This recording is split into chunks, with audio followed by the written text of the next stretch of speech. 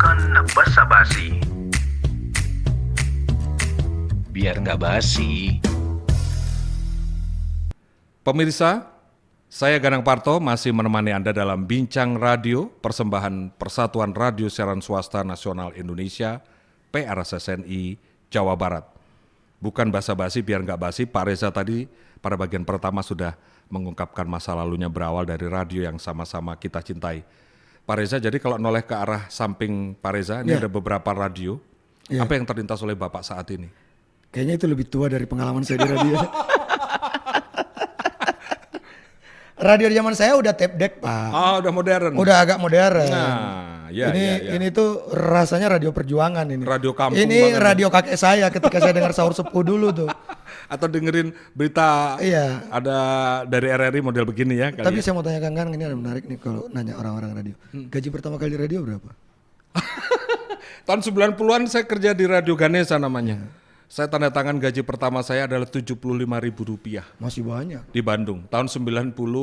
Masih banyak, 93. Tapi kan Bandung. Segitu. Oh iya ya. Saya Gorontalo 25. tahun 99 25.000. Tahu. Ya Sulawesi seperti itulah. 25.000. Tapi kesini 2000-an 2001 saya termasuk yang gajinya dari 3 instansi. Dari radio, kemudian saya kontributor Berita. KBR 686 Ya. juga. Pernah jadi El Sinta juga. Lain lagi kalau kontributor ke Radio Nerland. Nah, beda. Itu lebih mahal tuh. Satu berita tuh lebih mahal, tapi nembusnya luar biasa tuh. Itu Nah, ingatnya 250 ya.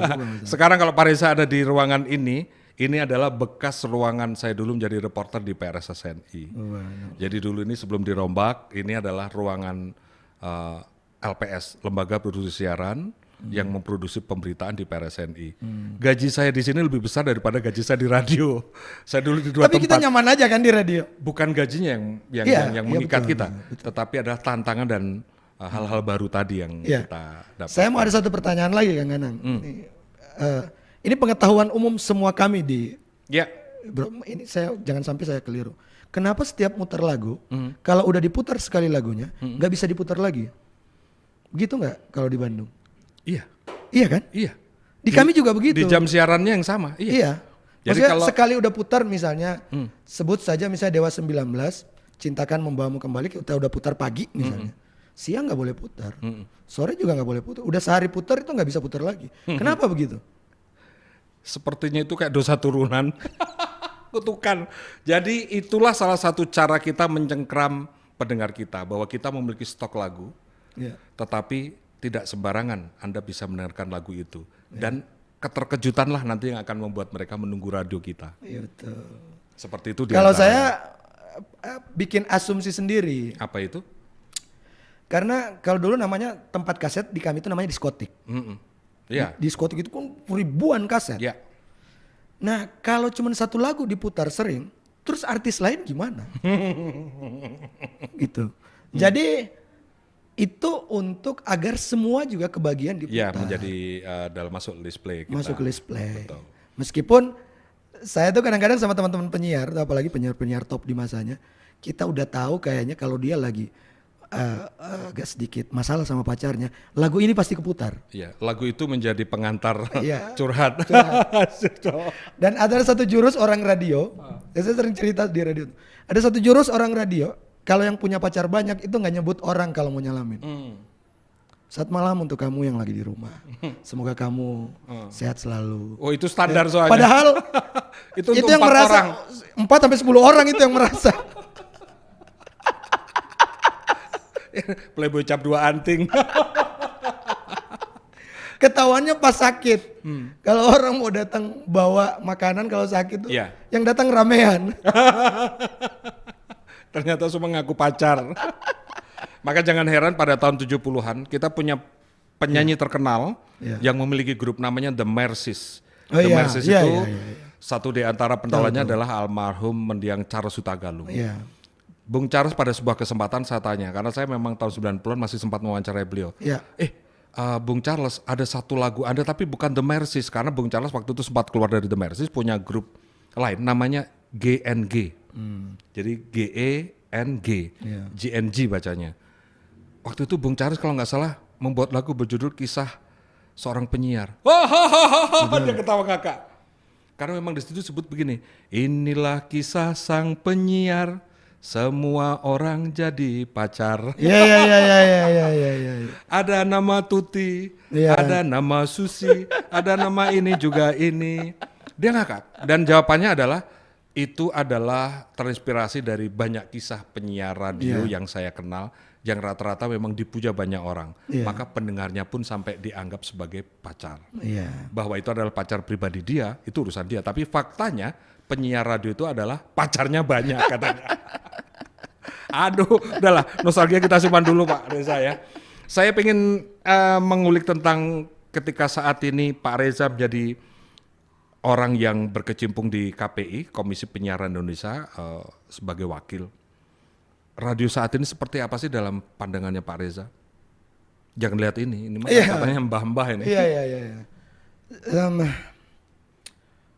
Radio pernah diuji ketika muncul televisi. Oke. Ketika muncul televisi sebenarnya itu ujian pertama radio sebenarnya.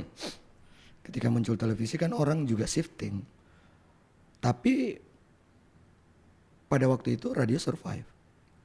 Karena theater of mind pendengar masih itu jalan. tidak bisa dikalahkan dengan satu kotak itu yang namanya televisi. Saat ini yang menjadi tantangan adalah internet pasti. Zaman sekarang semua terkoneksi. Yang menjadi masalah adalah orang hampir setiap detik, setiap menit itu butuh terkoneksi. Meskipun itu klaim untuk daerah-daerah perkotaan. Saya harus bilang itu untuk daerah perkotaan. Karena ini sebelum saya lanjut, baru-baru ini saya ke sekolah rakyat di salah satu daerah di Sulawesi Utara, di Minahasa lebih tepatnya. Itu kalau saya tanya anak-anak murid situ ada sekitar 80 orang. Siapa yang dengar radio semuanya angkat tangan Pak. Siapa yang nonton TV angkat tangan semua. Padahal itu juga daerah terkoneksi. Artinya daerah terkoneksi artinya signal HP masuk begitu. Jadi kalau orang bilang ya kecuali tidak ada signal HP orang nonton TV dengan radio, kebalik saya bilang. Gitu. Tidak bisa kemudian kita mengklaim ini ada kebiasaan di kita sebenarnya yang menganggap bahwa yang kita lakukan, misalnya kita ini hampir setiap saat baca WA, ke Facebook, ke TikTok, kemudian kita anggap semua orang begitu. Kita menganggap itu menjadi hal yang umum dilakukan oleh rutin seluruh orang. Iya. Sama dengan yang kita lakukan. Padahal enggak. Padahal enggak. Saya sudah bikin surveinya Pak. Pernah di Jawa Barat dengan Unpad yang menyatakan bahwa angka pendengar radio di Jawa Barat waktu itu ngambil sampelnya di Bandung, kemudian ada 4 daerah saya lupa, itu termasuk di kota Bandung, itu ada 30% yang menyatakan mereka masih mendengarkan radio. Artinya ada. Tapi memang harus kita akui penetrasi internet itu kuat, tinggi. Jauh lebih sering. Jauh lebih kuat ketimbang dengan yang televisi dan radio. Tapi bukan berarti tidak ada pendengarnya. Nah ini ada tantangan tersendiri. Satu, tetap melayani terestrial. Yang kedua, shifting ke digital. Masalahnya adalah seberapa kuat keinginan teman-teman di radio mau ikut adjust atau shifting ke digital.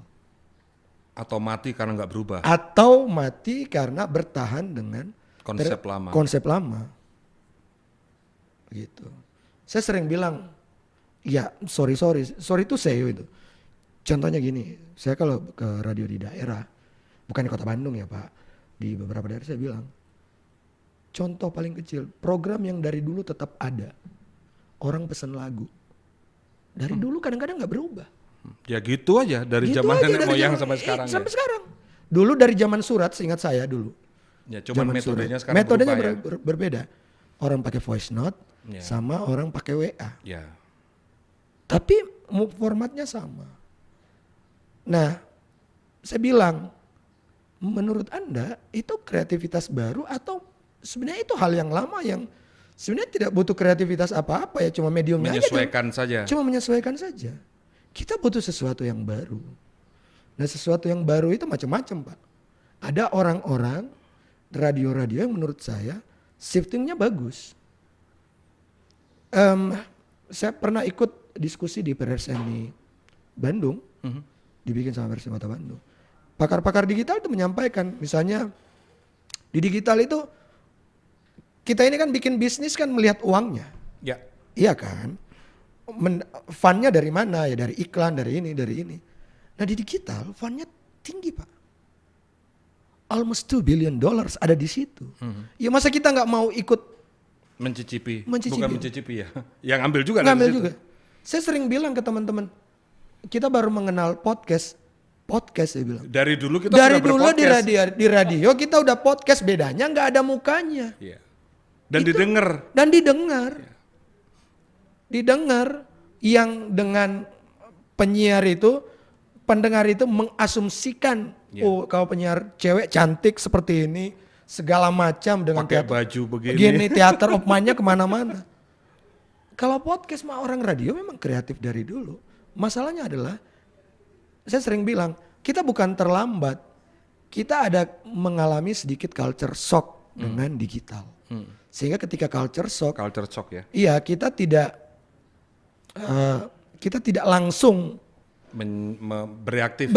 bereaksi dan menyesuaikan diri. Ya. Kita malah, saya ingat pelajaran CCU dulu, cross culture understanding. Kita malah terdiam sejenak. Ini apa ya? Baru kemudian Membaca lagi dari membaca nol. lagi dari nol. Ini gimana ya? Padahal teknologi aja. Iya. Kalau kebiasaan kan kita memang udah begitu. Sudah begini. Dari lahirnya sudah begini. Even apa yang tidak pernah dibikin sama anak radio. Oh semua udah. Semua udah. Di lapangan terbuka, Di- jalan sempit. Dan dengan kreativitas masing-masing menciptakan keramaian yang luar biasa. Dan endingnya adalah di mana ada keramaian, di situ pasti ada orang yang mau beriklan, kan begitu. Iya. Teorinya kan sesimpel Ya, itu. rumusnya begitu. Persoalannya adalah ini ramai nggak sekarang? Nah untuk ramai ini ada penonton, pendengar lagi ngumpul nih di tempat yang namanya internet digital. Mau nggak ikutan ramai? Jadi ceruknya ternyata di sana. Ada di sana. Geser aja ini ya. Geser aja ini. Yang ini tapi yang ditinggal. Jangan ditinggal karena masih ada 30% tadi. Oke. Ini tetap, tapi memang harus disesuaikan. Memang mungkin di beberapa teman-teman pebisnis radio, berarti kita nambah sedikit investasi. Ya namanya juga bisnis, kita Tiap harus saat tiap waktu harus investasinya bertambah. investasi. Ingat gak dulu kita pemancar dulu Tabung tabung? 813. Ingat gak AM. dulu tabungnya itu model lampunya masih seperti apa, kemudian diganti transistor. Itu kan Iya. investasi juga. Betul. Habis itu sekarang malah pakai MOSFET kecil. Malah mau sempat kecil. Boosternya dulu segede-gede gaban gitu ya? Iya, bahkan trafonya kita tetesin oli saking Iya, panasnya. saking Sekarang panasnya. trafo udah nggak besar itu. Udah nggak gitu. Oke, memang Artinya ada. memang ada pergeseran teknologi yang kita harus menyesuaikan. Ya, saya sepakat disebut culture shock tadi. Iya. Tujuannya untuk apa? Ya, ada yang berkumpul. Kita mau nggak mengorganisir kumpul tadi itu dan kemudian menciptakan kreativitas yang memang kita udah Ya. kreatif, atau jangan-jangan orang radionya udah capek buat kreatif. Sudah habis idenya karena terkuras di masa lalu. Tahan dulu, kita lanjutkan nanti.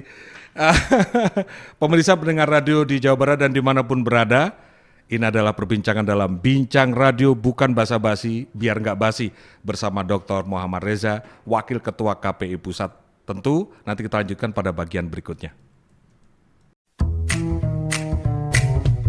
Bukan basa-basi. Biar nggak basi.